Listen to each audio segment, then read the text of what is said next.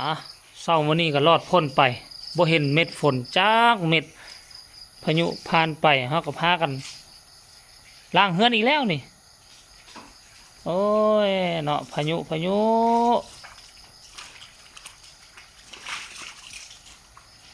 แม่พายุ2 ลูกผ่านไปมาอนามัยหน้าบ้านแล้วก็วันที่6ที่7อีกมาอีกลูกหนึ่งก็คาดว่าน่าจะเป็นพายุลูกสุดท้ายแล้ววันที่6ที่7ก่อนที่พวกเฮาจะเข้าสู่ฤดูหนาวเต็มที่ทานผู้ชมเอาล่างเข้าไปล่างเข้าไป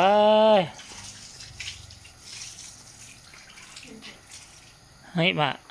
โอ้ก็ดิดมันแม่บีบมันแม่ก่อนที่เอาทิ่มก็ได้บ่แม่นเห็นเห็บแล้วก็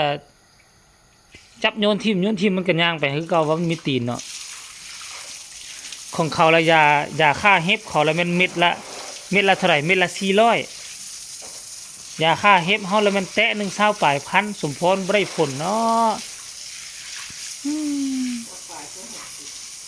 60,000ต่อแตะ1 เม็ด1 400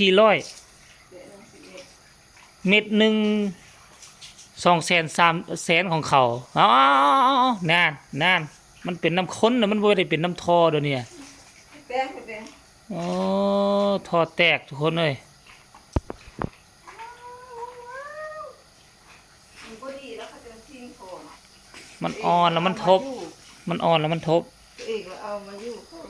ทิ้งแล้วเอาไปแย่แม่แย่ยังต้องไปติดน้ำเลยเบิ่งแม่ทุกคนเลย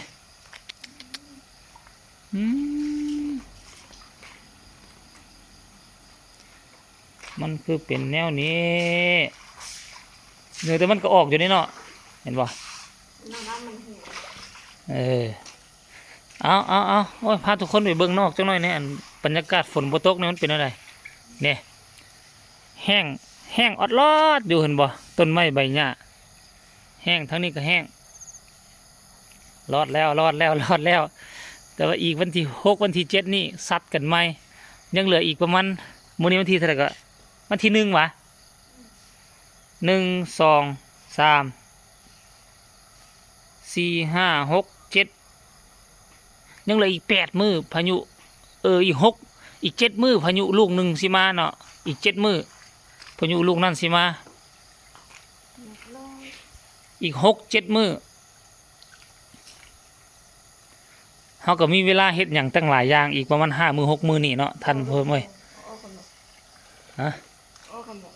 เอาคลิปนี้ก็เอาไว้ซ้ำนี้กันแล้วกันตอนเช้าๆดีอกดีใจขอให้ทุกคนปลอดภัยเขตถึกพายุก็ได้